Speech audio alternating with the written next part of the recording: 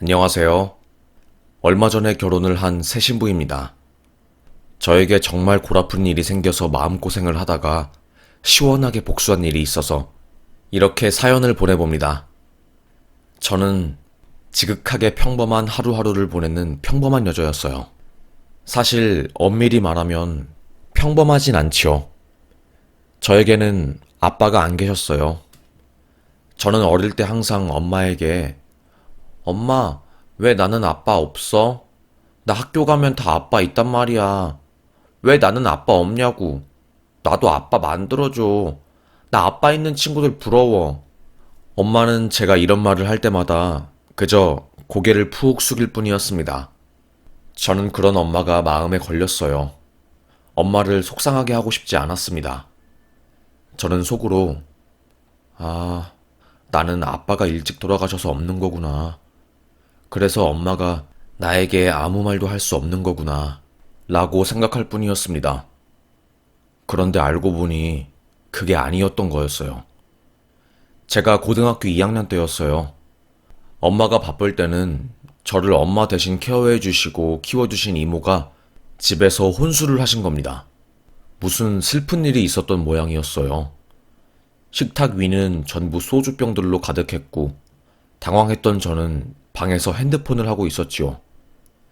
술에 취해 정신이 없었던 거였지요. 에휴, 한숨만 그저 나올 뿐이었어요. 근데 그때 이모가 형부도 너무해. 아니, 형부도 아니지. 그래, 집안 눈치가 보이고 아무리 본처가 있다고 해도 애가 다 클 때까지 금전적 지원만 해주고 얼굴 한번 안 보여주는 게 그게 아빠야? 우리 언니가 그렇게 좋았으면 끝까지 책임지든가. 유부남인 것도 속이고 우리 언니 만나서 언니 아이까지 가지게 만들었으면 책임을 져야 할 거 아니야. 불쌍해. 불같은 사랑에 청춘을 전부 쏟아버리고 애 키우느라 언니 인생을 살지 못하는 우리 언니 삶을 형부가 한 번이라도 가까이서 봤으면 눈물이 안 나올 수가 없지. 우리 순이도 참 불쌍해. 어릴 때부터 나는 왜 아빠가 없냐고 묻기만 하고 죄 없는 이 아이는 왜 아빠가 없는 채로 커야 하는 거야? 그때 알게 되었어요. 알고 보니 아빠는 대형 로펌을 운영하는 집안 자제였고 외동아들이었다는 것을요. 우연히 엄마를 만나게 되었고 엄마 얼굴을 보고 한눈에 반해버린 거고 그 이후로 정말 지속적으로 대시를 했다고 해요. 엄마도 아빠의 그런 지극정성에 결국 두 손 두 발 다 들고 그 누구보다 열렬한 사랑에 빠진 거였습니다. 촉망받는 유명 대학 발레리나였던 엄마는 3년간의 비밀 연애를 시작했어요. 집안 모르게 연애를 한 거죠. 그러다가 딱 연애를 걸려버린 이유는 바로 엄마의 임신 소식이었습니다. 아직 학생인 엄마는 임신을 한 사실을 알고 무서워서 벌벌 떨었대요. 처음에는 동생, 그러니까 저에게는 이모한테만 이 사실을 말한 거죠. 언니 임신했다고? 학교는 어떻게 하고? 아니 도대체 이게 뭔 일이야? 진짜 세상에 말도 안 돼. 아니 이건 엄마한테 말해야 하는 거 아니야? 하지만 엄마는 할머니에게 이 사실을 말하는 것을 극도로 두려워했습니다. 할머니는 아주 엄격한 성격을 가졌고 그래서 엄마가 무서워했던 거죠. 할 수 없이 엄마는 아빠에게 임신 소식을 말했습니다. 자기야, 나 어떻게 해? 임신한 것 같아. 어떻게 해야지? 우리 아이 키워야 하지 않을까? 나 지우는 건 너무 무서워. 아무리 아이 키우는 게 힘든 일이어도 나는 꼭 끝까지 아이를 책임지고 싶어. 뭐? 아이가 생겼다고? 아빠는 아무 말도 하지 못했어요.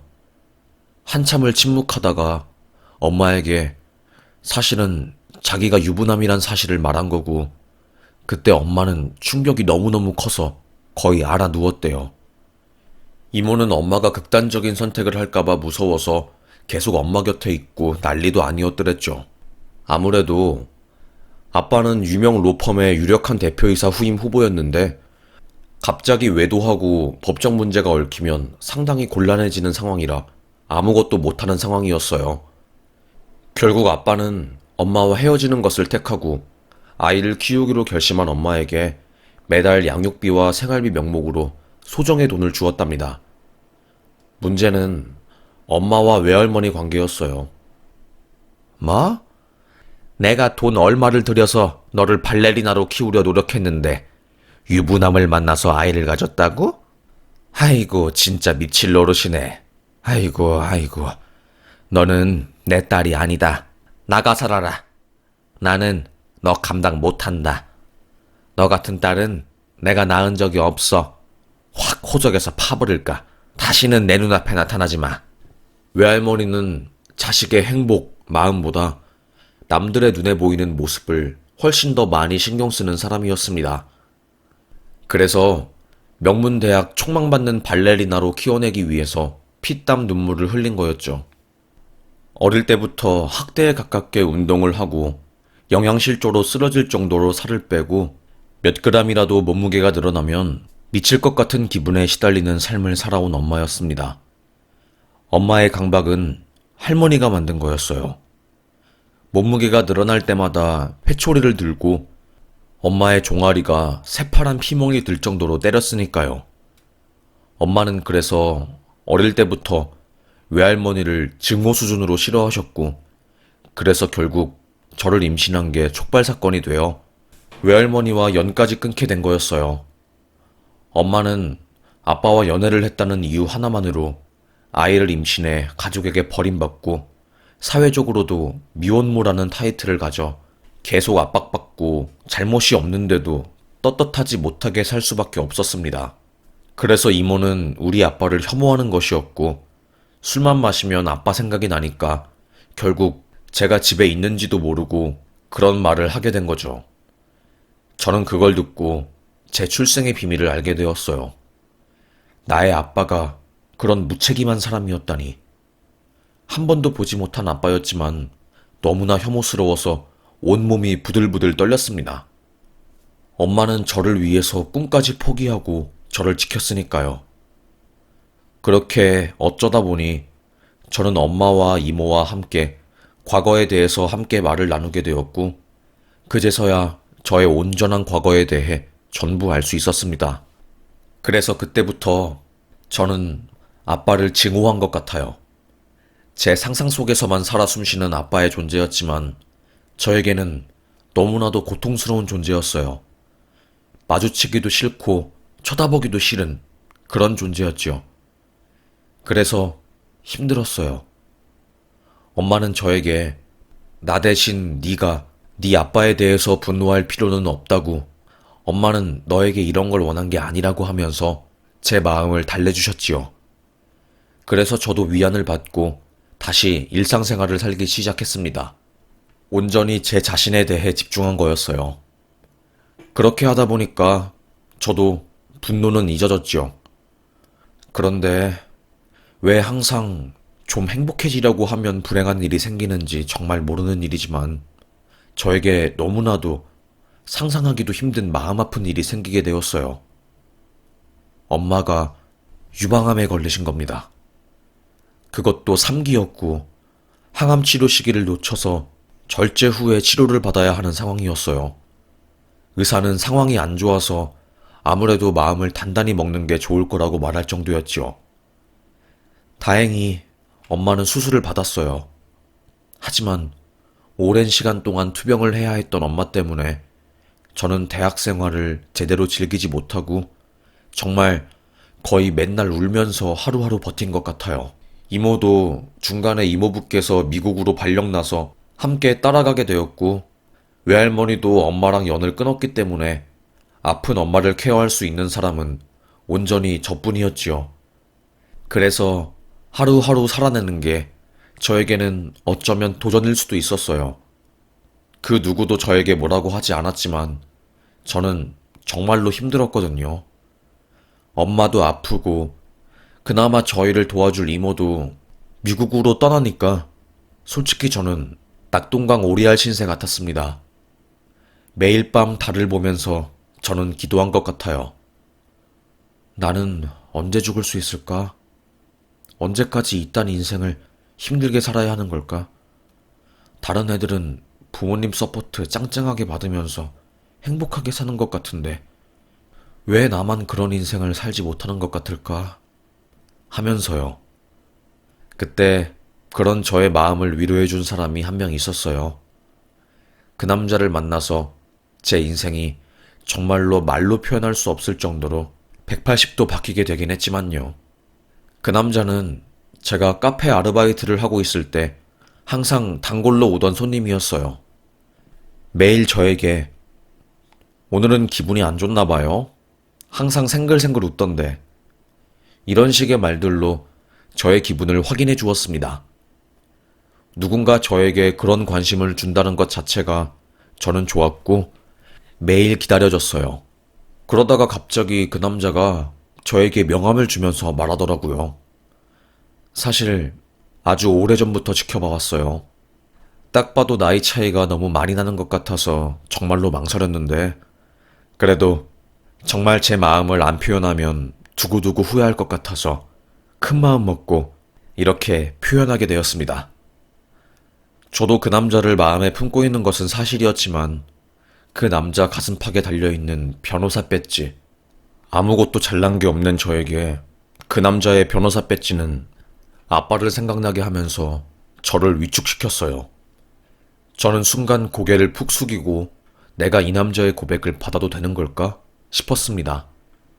손이 떨리고 마음이 붕 떴어요. 한마디로 불안해진 거죠. 그런데 저도 그 남자의 마음을 확인하지 않으면 안 될 것 같아서 용기를 내어 그 명함을 받아서 연락하게 되었습니다. 안녕하세요. 저 카페 아르바이트생, 아까 명함 받았던 그 사람이에요. 연락 주셔서 정말 감사합니다. 저와 그 남자는 따로 만나게 되었어요. 아직도 생각이 나는 게 건대 루이마통이라는 술집이었지요. 서로를 바라보는 눈이 너무나도 사랑이 간절했고 서로는 이미 서로를 원하는 상황이었습니다. 저는 그걸 눈치챘지요. 그렇게 사랑에 빠진 저희는 서로에 대해서 잘 알지도 못한 채 서로를 사귀면서 알아가기로 기약하고 하루하루 시간을 보냈어요. 그러다 보니까 서로의 나이는 알지 못했지요. 저는 사실 아빠가 없이 자랐기 때문에 저보다 사회적으로 지위가 있거나 자리를 잡은 남자에게 끌리는 경향이 있었어요. 그래서 그 남자가 저보다 나이가 많아봤자 그냥 12살 정도 차이가 나는 줄 알았습니다. 그 남자도 어느 정도 말이 잘 통하고 어른스러운 저의 모습 때문에 당연히 저의 나이도 어느 정도 있는 줄 알았던 거죠. 그러다가 우연히 본 그 남자의 민증. 저와 그 남자는 18살 차이가 났어요. 놀란 저는 제 민증을 오빠에게 건넸고 그 남자는 놀란 눈을 하면서 나이 차이가 우리가 사랑을 하느라 서로의 나이는 알지 못하고 그저 서로에게만 집중했는데 알고 보니 이렇게 나이 차이가 많이 났구나. 나는 몰랐네. 그런데 이런 말이 있잖아. 나이는 숫자에 불과하다고. 나는 그 말을 믿어. 정말로 나이는 숫자에 불과하다고 믿고 그래서 우리가 나이 차이가 많이 난다고 해서 서로에 대한 사랑이 변한다고는 생각 안 해. 저도 오빠의 말에 고개를 끄덕였습니다.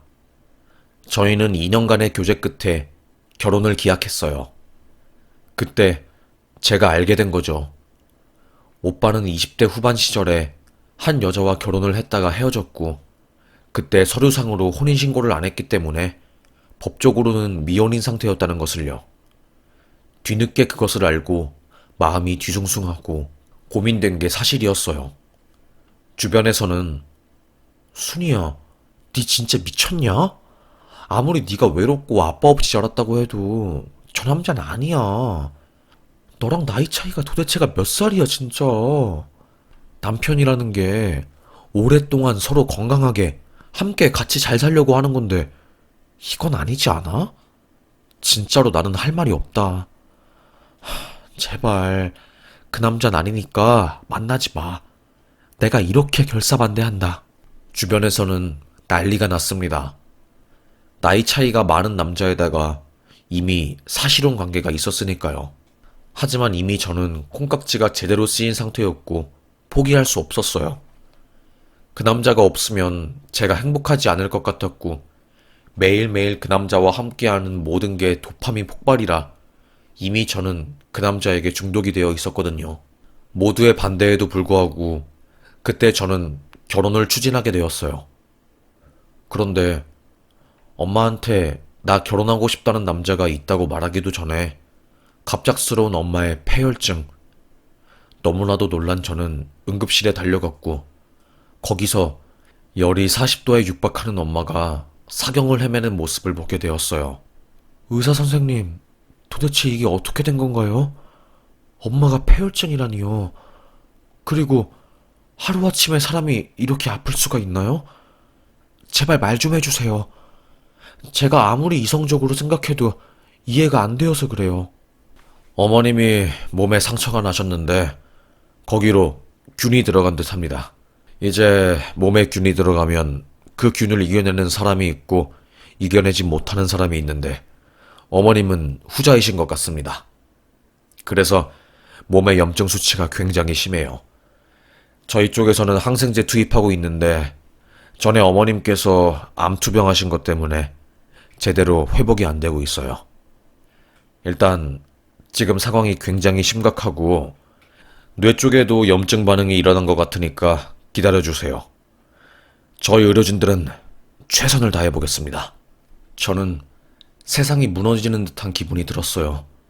갑작스러운 엄마의 응급실행. 그리고 엄마는 결국 저의 간절한 기도에도 불구하고 세상을 떠나게 되었습니다. 세상이 무너지는 듯한 기분이 든 저는 삶을 등지려고 했어요. 그때 제 남자친구인 사람이 저를 위로해주고 지지해 주었죠. 이렇게 죽으면 안 돼요. 절대로 안 돼요. 내가 있잖아요. 내가 당신 지켜줄게요. 당신 아빠, 엄마 노릇까지 내가 해줄게. 그러니까 제발 죽지 마. 제발. 저는 입관식, 발인까지 모두 도와준 남자친구에게 지친 마음을 의지할 수 있었고 결국 엄마를 떠나보내자마자 약소하게 결혼식을 올리고 나이 차이가 어마어마한 그 남자와 결혼 생활을 시작했습니다. 그런데 정말로 처음에는 행복했어요. 그 누가 뭐래도 그 남자는 저에게 행복하게 해주려고 엄청난 노력을 해주었고 저는 그 마음이 고마웠지요. 그런데 문제는 시어머니였어요. 시어머니는 별 볼 일 없는 저를 탐탁지 않게 여기셨습니다. 항상 아침에 전화해서 너 우리 아들 솥밥 해주었니? 에휴 정말 변호사 아들이랑 결혼을 했으면 아들한테 밥은 제대로 해줘야 할 거 아니야? 네가 잘하는 게 뭐가 있어? 공부를 잘해, 일을 잘해, 얼굴이 이뻐. 셋 다 아니야. 그냥 젊은 거 하나로 능력 있는 남자 꼬셨으면 네가 해야 할 건 밥 차려주고 그러는 것뿐이지 뭐. 빨리 아침마다 무조건 솥밥하고 냉장고에 들어간 반찬 같은 건 절대로 주지 말고 항상 신선하게 조금씩 해서 줘. 처음에야 저는 그럴 수 있다고 생각했어요. 그런데 시간이 지날수록 어머님이 저에게 요구하는 것이 점점 커졌습니다. 뭐 잠자리는 일주일에 몇 번 하는지 아이는 언제 가질 건지부터 시작해서 별의별 부부관계에 대해서 다 간섭을 하셨지요. 저는 정말 맥이 탁 빠졌어요. 뭐 이런 사람이 다 있나? 내가 언제까지 이런 시어머니 짓거리들을 받아내야 하는 것인가 하고요. 그런데 문제는 저희 남편이었어요. 연애 때까지만 해도 제 남편 세상 달달했거든요. 자기야, 하루 종일 신경 쓰느라 너무너무 피곤했지. 에휴, 발 줘봐. 내가 씻겨줄게. 에휴, 우리 자기.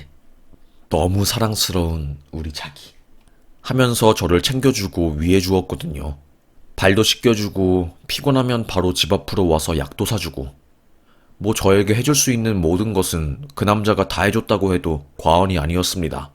그래서 주변에서는 진짜 지극정성이라고 이 정도 사랑꾼은 어디 가서도 보기 쉽지 않다고 말해줄 정도였어요.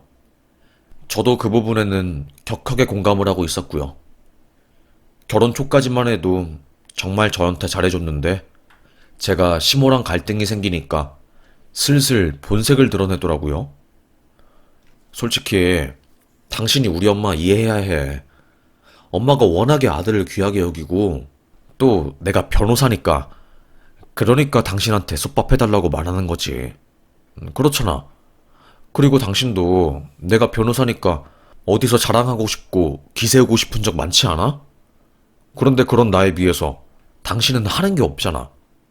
끽해봐야 당신 대학 졸업하고 아르바이트 전전하면서 취업 준비하는 게 전부 아니었어? 나는 그렇게 생각하는데. 하여튼 당신은 내 덕분에 인생 편 거고 지금 편하게 살고 있는 거니까 그냥 엄마가 당신한테 뭐라고 하든 말든 대꾸하지 말고 엄마 말대로 해줘. 그게 나랑 당신 사이도 좋게 만드는 거니까. 저는 남편이 어머님 편만 드는 게 무진장 속상하더라고요. 어머님 요구가 보통 그냥 시모들의 요구면 제가 말을 안 해요.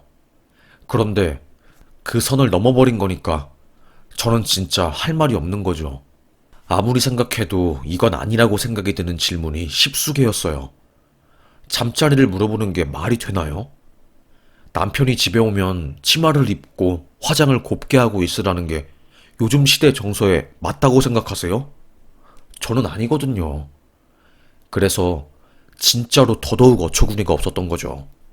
적당히 해야지 저도 어느 정도 수긍을 할 텐데. 쌓여가는 불만이 전 얼굴에 드러나게 되었습니다.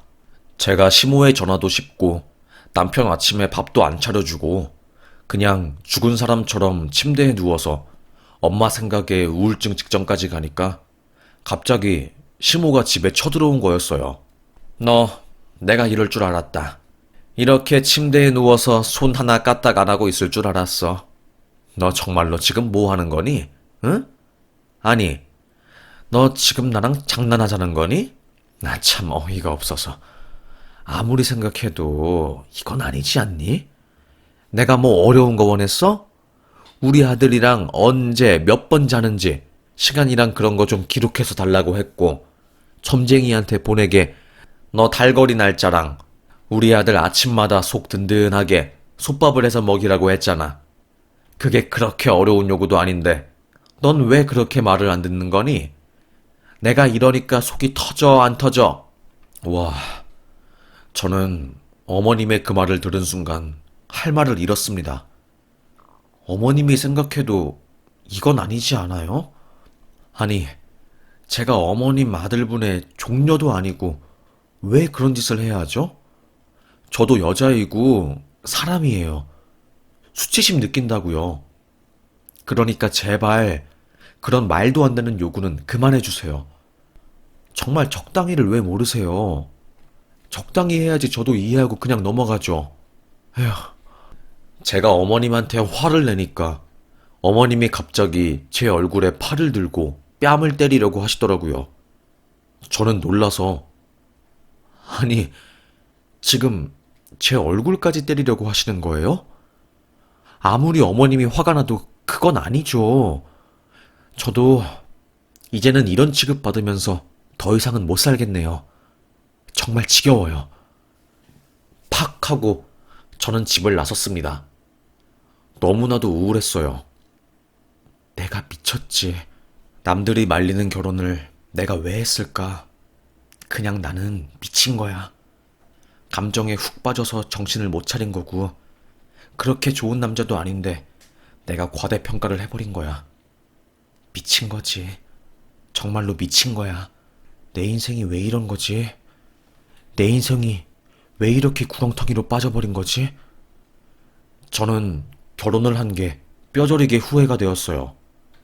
그때 아빠의 문자 한 통이 생각이 나더라고요. 엄마가 죽은 뒤에 갑작스럽게 친아빠는 저를 찾았고 제가 만남의 의사표시를 하지 않자 문자를 한 통 보내셨거든요. 순이야, 아빠가 미안하다. 여태껏 아빠는 네 엄마한테 책임을 미루었어. 내가 그간의 과오를 청산하고 책임을 지려고 20년 한 결혼 생활을 청산하고 이혼 후에 자식들 다 장가 보내고 이제 네 엄마한테 합가하자고 내가 미안했다고 사죄하려고 했는데 어떻게 엄마가 그렇게 허망하게 폐혈증으로 죽을 수 있니? 내가 너무 미안해서 숨을 못 쉬겠구나. 그래서 하는 말인데 이제는 네 엄마한테 보답하는 그 마음을 내 딸인 순이 너에게 보답하고 싶구나. 나의 마음을 받아줄 수 있겠니? 아빠가 비록 뒤늦게 아빠 노릇을 하려고 마음을 먹었지만 그 누구보다 진심으로 아빠 노릇을 하고 싶어, 순이야. 아빠에게 기회를 줘. 그리고 힘들겠지만 얼마든지 힘든 일이 생기면 아빠에게 기대라. 아빠, 내 딸 하나 정도는 먹여 살리고 인생 끝까지 책임질 수 있는 그런 능력은 된다. 아빠 말이 무슨 말인지 알겠니, 딸? 제가 힘드니까 그 문자가 생각이 나더라고요. 그래도 자존심 때문에 친아빠한테 연락하기는 싫었습니다. 그때 남편에게 전화가 걸려왔어요. 당신 미쳤어? 엄마한테 화를 내고 집을 나가? 당신 집에 들어오면 내가 멱살 잡을 줄 알아. 알겠어? 나 절대로 당신 가만히 안 둬. 절대로. 확 아구를 날려버릴 테니까. 술 마시고 지 엄마한테 제 뒷담을 들은 남편은 완전히 시모의 편에 서서 저를 죽여버리겠다, 때리겠다고 호통을 쳤습니다. 18살 어린 여자를 꼬시려고 속인 본성이 그제서야 드러나게 된 것이었지요. 손이 달달달 떨리고 화딱지가 올라오더라고요. 이 감정을 어떻게 해야 할지 몰랐습니다. 화가 난 저는 당신 미쳤어? 지금 나를 때린다고 한 거야? 고작 어머님 말씀만 일방적인 입장에서 듣고? 진짜 이건 아니지. 너무 어이없다, 당신. 나 당신 절대로 가만히 안 둬. 그래, 우리 헤어져. 내가 뭐가 부족해서 늑탱이에다가 늙은 오이에서 진물 나오게 생긴 당신한테 붙어 있겠어? 라고 말한 뒤 저는 전화를 팍 끊었습니다. 그리고 저는 그때 무슨 정신인지도 모른 채 그냥 아빠의 번호로 전화를 걸었습니다. 따르릉 따르릉 신호음 소리와 함께 아빠가 전화를 받았고 저는 하염없이 1시간 넘게 울기만 한 것 같아요. 아빠는 무슨 일이냐고, 도대체 너 어디냐고, 왜 혼자서 울고 있냐고 하면서 제가 있는 곳으로 찾아왔고 저는 그날 처음으로 아빠를 만나게 되었습니다. 인생 처음이었어요. 그런데 참 신기한 게 피는 물보다 진하다고 처음 보는 아빠였는데도 아, 이 사람이 내 아빠구나 라는 것을 저는 단번에 알 수 있었어요. 그렇게 저는 아빠를 만나자마자 원망했습니다. 아빠는 무릎을 꿇고 저에게 용서를 빌었고 제가 납득할 만한 이유를 대면서 충분히 자신의 상황에 대해서 해명을 하시려고 했어요. 저도 고개를 끄덕이면서 아빠를 받아주었고요. 그리고 저는 제 결혼 생활, 지옥 같은 결혼 생활에 대해서 설명해 주었습니다. 아빠, 나 그 남자한테 벗어나고 싶어. 그런데 나 돈도 없고 아무것도 없거든? 그러니까 나 좀 도와줘. 원룸이라도 구해줘. 아빠가 남는 게 돈뿐이야. 내가 너한테 뭔들 못 해주겠니? 싹 다 해줄 수 있지. 그리고 아빠는 제 남편 이야기를 듣자마자 깜짝 놀랐어요.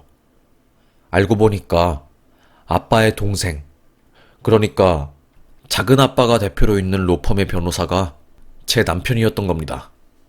아빠는 그놈 자식 되게 더럽게 노는 놈인데 그놈이 네 남편이라고? 나랑도 술 몇 번 먹은 사이야. 나이 많은 놈이잖아. 한번 갔다 오고. 세상에. 아니, 우리 귀한 딸이 그딴 놈이랑 그리고 그딴 놈한테 맞을 뻔했다니. 아빠는 절대로 못 참는다. 절대로 못 참아. 아빠는 화를 낸 뒤 누군가에게 전화를 하는 듯 했어요. 그리고는 막 소리를 질렀고요. 그렇게 1시간 뒤 남편에게 전화가 왔습니다. 당신 뭐야? 갑자기 대표님이 왜 나한테 전화해서 난리치는 거지? 당신이 대표님을 어떻게 알아?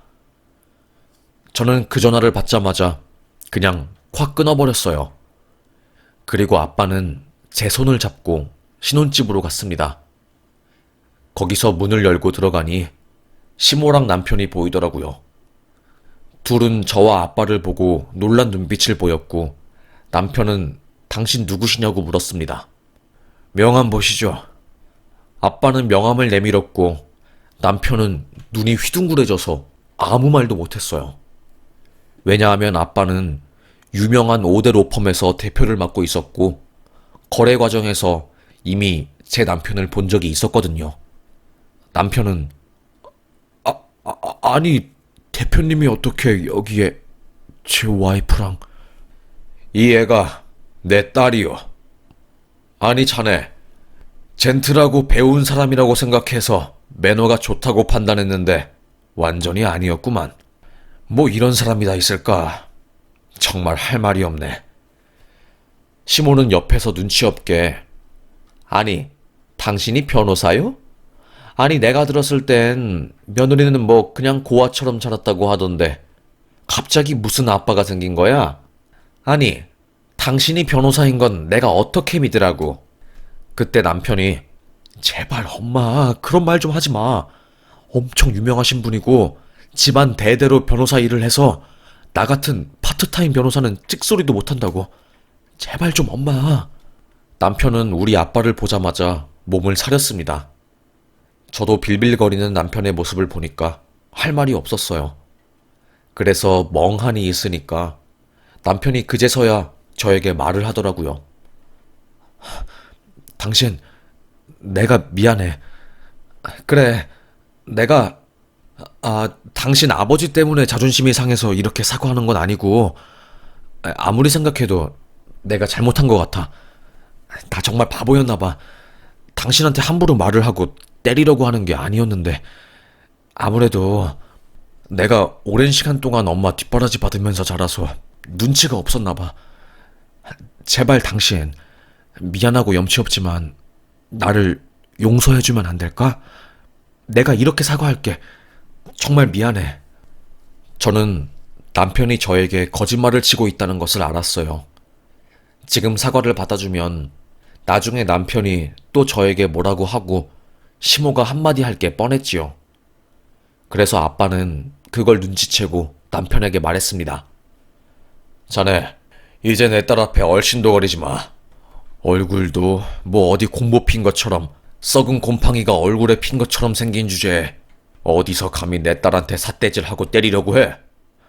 만약에 앞으로 내 딸 앞에 나타나면 자네 팬티 벗겨서 변호사 협회에 걸고 대망신을 줄 거야.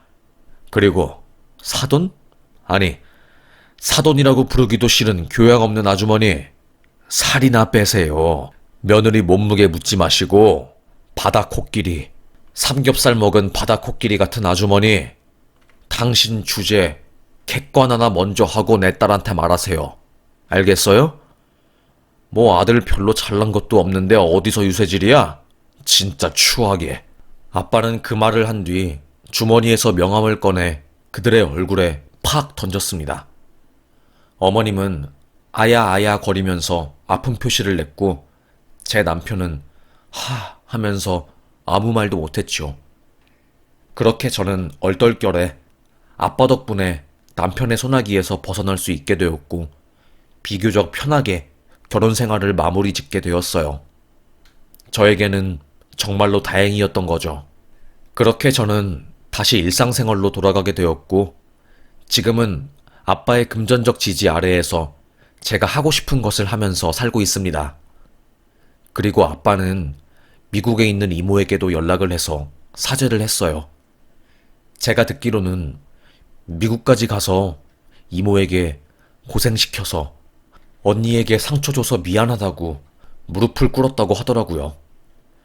뒤늦게 당사자 없이 사과하는 게 무슨 의미인지는 모르겠지만 하여튼 그렇게 들었습니다.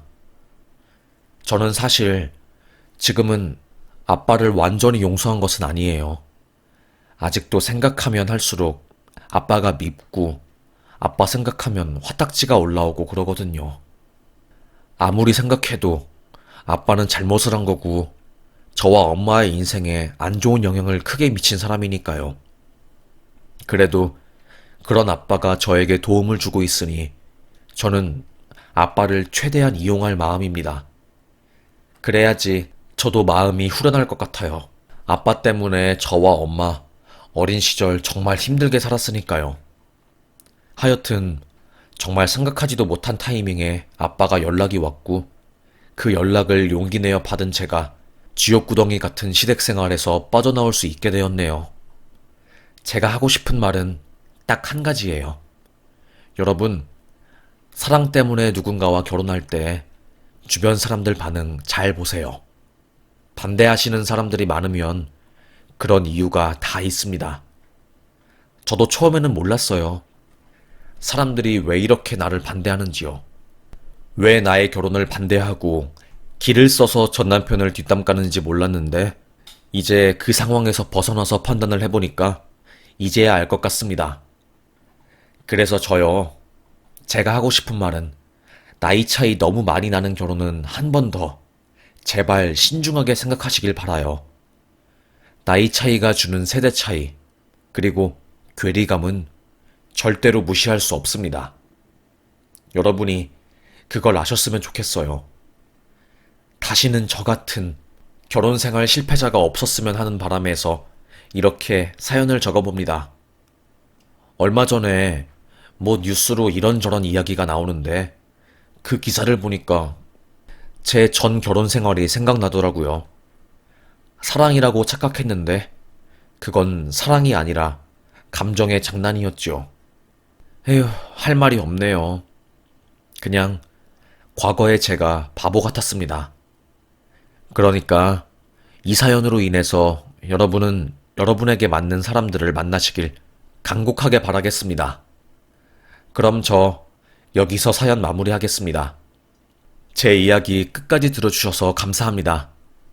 오늘 날이 좋은데 어두운 이야기 해서 죄송하고요. 봄바람이 솔솔 부니 행복한 봄 마음 편하게 누리셨으면 좋겠습니다. 감사합니다.